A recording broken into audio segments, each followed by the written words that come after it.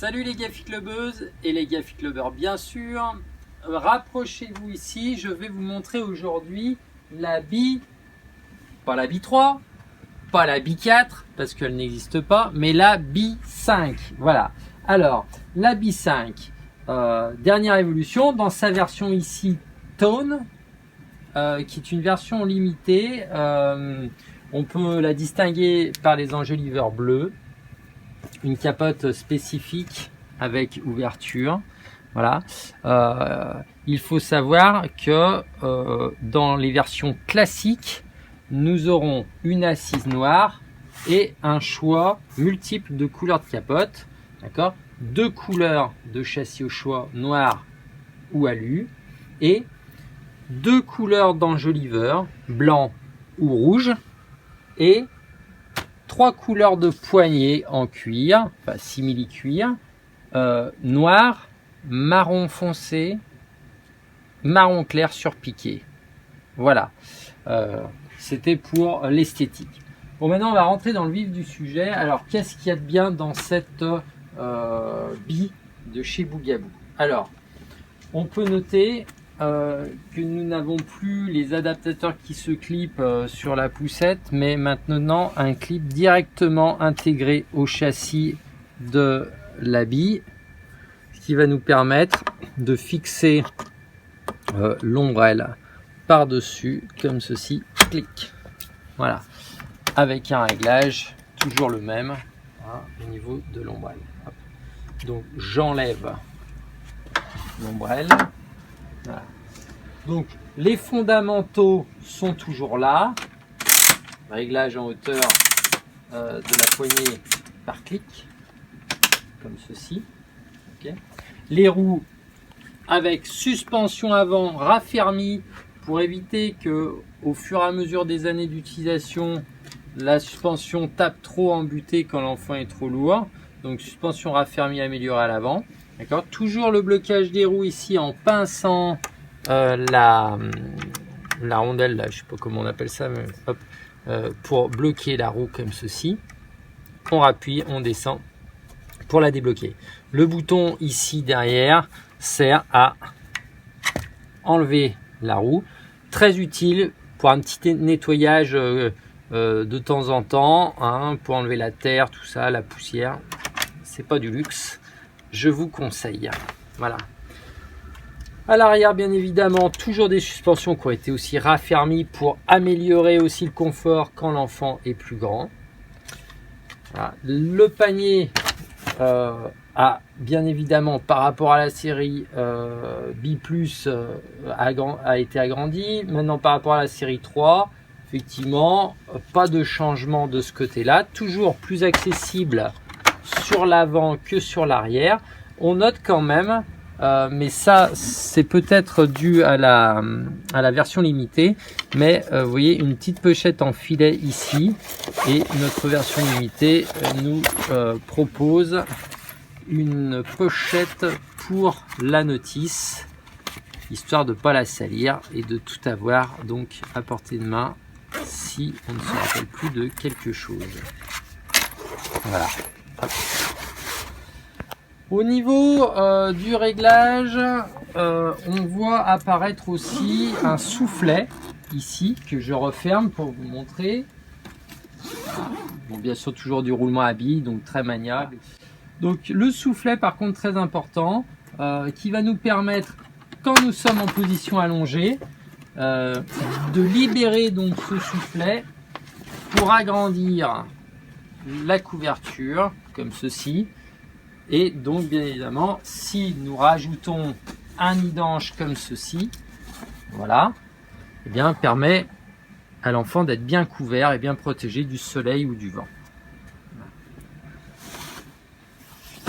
Quand nous serons en position assise, que ça soit face à vous, face à la route, on va revoir le fonctionnement, eh bien la capote pourra se refermer comme ceci, voilà, pour bien donner plus de visibilité à l'enfant, parce que sinon il verrait rien, et ça serait pas pratique. Et du coup on peut se servir éventuellement de ce soufflet pour mettre, je sais pas, son porte-monnaie, tout ça. On va chercher une baguette de pain, vous voyez, ça peut être pratique au lieu de prendre un sac, etc. On met le strict nécessaire, le petit porte-monnaie, le téléphone, histoire, et on y va tranquillement comme ceci. Voilà, ça peut être une petite astuce pratique. Le hamac est pourvu toujours d'un réglage en hauteur du dossier, comme ceci, et d'un réglage en profondeur de l'assise. D'accord, donc pas de poignée spécifique, hein. On pousse et on tire, c'est tout simple. D'accord. On peut voir aussi l'apparition d'un superbe harnais 5 points qui, avec un réglage ultra simple, vous voyez, hop, on tire pour serrer et on soulève comme ça pour desserrer. Ouais. Et surtout, et je dis bien surtout, nous avons un véritable harnais 5 points qui, quand j'appuie sur le bouton blanc, déclipse les 4 accroches en même temps, ce qui permet à l'enfant d'être complètement libéré, donc pas être obligé de passer les bras, vous voyez, de chaque côté quand on enlève ou on met l'enfant dans la poussette. Ici, voilà, on le positionne et on vient reclipper, ce qui vous permet aussi de simplement l'attacher comme ceci, ou alors de laisser les sangles sur le côté quand vous rentrez dans un magasin par exemple, et de clipper juste le bas, comme ça l'enfant reste libre au niveau des épaules. Voilà. Donc très pratique, surtout quand les enfants grandissent, mais aussi quand on utilise le nid d'ange. Si on veut enlever l'enfant avec le nid d'ange, eh bien en un seul clic de bouton, eh bien nous pourrons enlever l'enfant sans avoir à lui passer les bras de part et d'autre de la sangle. Donc ça, très pratique. Le mécanisme pour passer l'enfant de face à la route à face à vous ou vice versa est très simple. Ça n'a pas changé. On passe les barres ici, on appuie un coup pour valider, on passe la main là, toujours pas de poignée, hein, et on va lever parallèle comme ça, clac, un petit coup sec. Si on n'y arrive pas, on peut le faire aussi à deux mains, comme ceci, hein, pas de problème, tout est possible. Et on va le retourner pour le passer comme ceci en face route. J'actionne ma poignée et je règle ma position en assise, inclinée et allongée. Voilà. Comme ici je suis en face à la route, l'enfant est logiquement plus grand, donc j'aurais rangé mon soufflet pour pas qu'il soit aveugle, ok, et je vais pousser mon assise pour permettre aux jambes de tomber sur le marchepied ici. Voilà. Bien évidemment, si vous rentrez chez vous et que le soleil est couchant et qu'il est aveuglé, vous avez toujours la possibilité de rouvrir le soufflet pour rebaisser la capote pour éviter que l'enfant soit ébloui. Il gardera quand même, sur cette version en tout cas, des petites ouvertures d'aération, ce qui n'est pas le cas sur les capotes classiques, où là il faudra rajouter ce genre d'option de capote aérée si vous évoluez dans des régions chaudes et très ensoleillées. Voilà. Plein de choses à dire encore sur cette poussette. Des choses qui n'ont pas changé comme la pédale de frein, mais je le rappelle, la pédale de frein, surtout pour mes filles clubbeuses, je n'arrête pas de le répéter, mais l'été avec vos petites chaussures ajourées, etc., pour pas vous faire mal au doigt de pied ni rayer votre vernis à ongles, c'est quand même super sympa de pouvoir actionner le frein. La pédale est large, donc elle ne blesse pas le pied, et de pouvoir redéclencher comme ceci sans avoir à soulever avec le bout de son pied, ce qui est pas très agréable. Si maintenant j'enlève complètement le hamac, comme ceci, je vais pouvoir positionner dessus une nacelle. Une nacelle qui n'est pas une nacelle auto, donc qui n'est pas homologuée pour la voiture, qui est pourvue d'un super matelas imperméable, donc avec une maille aérée qui va donc rajouter au matelas une densité que la mousse seule ne pourrait pas avoir avec cette épaisseur, et donc ce qui en fait un matelas très très confortable pour faire dormir l'enfant les 6 premiers mois. Tout ça, c'est recouvert d'une housse qui n'a pas besoin d'être recouvert par un drap housse par exemple, ni par une alaise, puisque le matelas est imperméable, je vous le rappelle. Donc vous pouvez l'utiliser comme ceci, et quand vous devez le laver, vous lavez tout l'ensemble. Je crois que c'est à 30 degrés, il me semble. Voilà, à la machine à laver. Voilà. Donc nous allons sortir les 2 kits d'adaptation pour pouvoir mettre la nacelle sur le châssis, qui sont inclus dans la nacelle quand vous l'achetez. Okay. Donc les clips, on les glisse comme ceci. Je me mets bien au-dessus pour bien voir ce que je fais, parce que autrement ça va pas. Voilà, comme ceci. Hop. Une fois que les kits sont mis, je n'ai qu'à prendre ma nacelle et positionner comme ceci. Clic, et le tour est joué. Voilà, tout ça dans une très grande légèreté, toujours. Donc, bien évidemment, il faut que ça soit pratique et pas léger.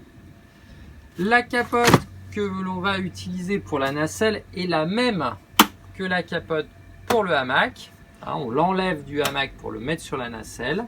On réduit comme ça les quantités d'accessoires, le surplus d'accessoires qu'on pourra avoir. On minimise tout. Comme ça, quand vous aurez à ranger la nacelle au bout de 6 mois, eh bien, vous n'aurez que le tissu ici et la base très fine à ranger dans un placard. Pas besoin de ranger une grosse nacelle dans une cave. Là, ça restera très compact. Donc, la capote étant celle du hamac, bien évidemment, on retrouve notre soufflet ici qui va nous servir justement pour bien couvrir l'ouverture de la nacelle pour que l'enfant reste bien protégé à l'intérieur. Voilà, donc la nacelle peut paraître fine et petite, mais si votre enfant ne tient pas dedans jusqu'à 6 mois, de toute façon, il n'aurait pas tenu 6 mois dans une grosse nacelle non plus. Peut-être un peu plus, mais pas forcément beaucoup plus. Donc n'ayez crainte, c'est plutôt quelque chose d'esthétique. On a réduit les angles pour faire plus fin, mais vous avez quelque chose qui va s'utiliser si vous avez un enfant de taille modérée, eh bien pendant 6 mois sans problème. Petit défaut quand même, il faut bien que j'en trouve à la poussette. J'aurais aimé que Bougaboo nous donne ici, nous mette des boutons à mémoire, ce qui aurait été beaucoup plus pratique. Malheureusement, ce n'est pas le cas. Donc pour enlever la nacelle, il faudra appuyer sur ce bouton et tirer, et laisser tout en maintenant la sangle vers vous, et bien appuyer sur le même bouton de l'autre côté et pour tirer comme ceci, ce qui n'est pas forcément, vous voyez, très pratique. Voilà. Donc c'est le petit défaut de la nacelle sur la poussette. Voilà. Bon, il n'y en a qu'un, il n'est pas très gênant, mais voilà, j'aurais bien aimé. Et d'ailleurs, si Bougaboo m'entend, si la prochaine fois vous pouvez faire cette petite amélioration, ça serait top. Donc, pour enlever les kits, par contre, ça c'est super simple, c'est très intuitif. On prend, il y a une petite manette dessous, là, comme ça. Hop, je prends et j'enlève, vous voyez, sans réfléchir. Donc ça, c'est pratique. Hop, on les remet dans la nacelle. Et nous nous retrouvons avec notre super châssis. On va attaquer le pliage. Donc, pour plier la poussette, je vais vous le faire avec le hamac parce que le châssis, c'est trop facile. Je peux bien évidemment plier la poussette aussi bien avec le hamac face à moi que face à la route. Et ça, c'est super. nous n'allons faire que 3 à 4 mouvements pour plier la poussette et dans une rapidité extrême. D'accord? La seule chose qu'il faut faire pour plier cette poussette, c'est de mettre le hamac, le dossier du hamac dans le sens des montants de la poussette, un parallèle au montant de la poussette. D'accord? Juste ça. Après, il faudra simplement rentrer le guidon, ce qui paraît normal pour réduire la longueur de la poussette une fois pliée, et juste actionner de chaque côté, vous voyez, avec le pouce appuyé légèrement sur le bouton noir ici, comme ceci, voilà, et de gageter avec l'index. Et ça, le faire des deux côtés. Ok? Donc, dans l'idée, cela donne ça, d'accord? Je mets mon hamac dans la bonne position, je baisse ma poignée et attention, tac, je plie. Voilà. Et le tour est joué. Donc la bille est une poussette qui va se recroqueviller sur elle-même. Donc vous n'avez aucun effort à faire pour la replier. Ça, c'est très bien. Pour la déplier, par contre, on va effectivement devoir être un peu plus, comment dire, équilibriste. Donc l'idée, c'est de mettre la poussette debout à côté de vous et avec votre pied, vous voyez, pousser la partie assise pour poser votre pied sur la barre, comme ceci, pas sur le frein, parce que du coup, vous voyez, votre pied dérape comme ça, mais juste pousser comme ça et poser le pied sur votre barre, et vous voyez, tout en posant, ça va décoller la roue arrière. Et à partir de ce moment-là, eh bien, je n'aurai qu'à tendre la jambe, comme ceci, et ensuite tirer mon bras, comme cela. Ce qui va nous permettre de redéplier la poussette très rapidement. Je vous le fais encore une fois. Je plie la poussette, je pousse, je déplie la poussette. Vous voyez, quand on a un peu l'habitude, c'est vraiment très très pratique. Voilà. J'enlève mon frein, je remets ma position. J'ai un bébé, j'ouvre mon soufflet et le tour est joué. Donc juste pour terminer maintenant, vous avez toujours une garantie de 2 ans magasin, bien évidemment, gérée par Bougaboo, mais vous pouvez en plus, en vous inscrivant sur le site Bougaboo, avoir, et c'est gratuit, une garantie supplémentaire de 1 an, ce qui porte la garantie à 3 ans, ce qui se fait mieux aujourd'hui en puériculture avec Stock, je le rappelle. N'hésitez pas aussi à mettre des pouces bleus où vous voulez. Allez sur Facebook pour les actualités et aussi sur Instagram. À bientôt les Gaffi Clubbers et Gaffi Clubbeuses. Bye bye.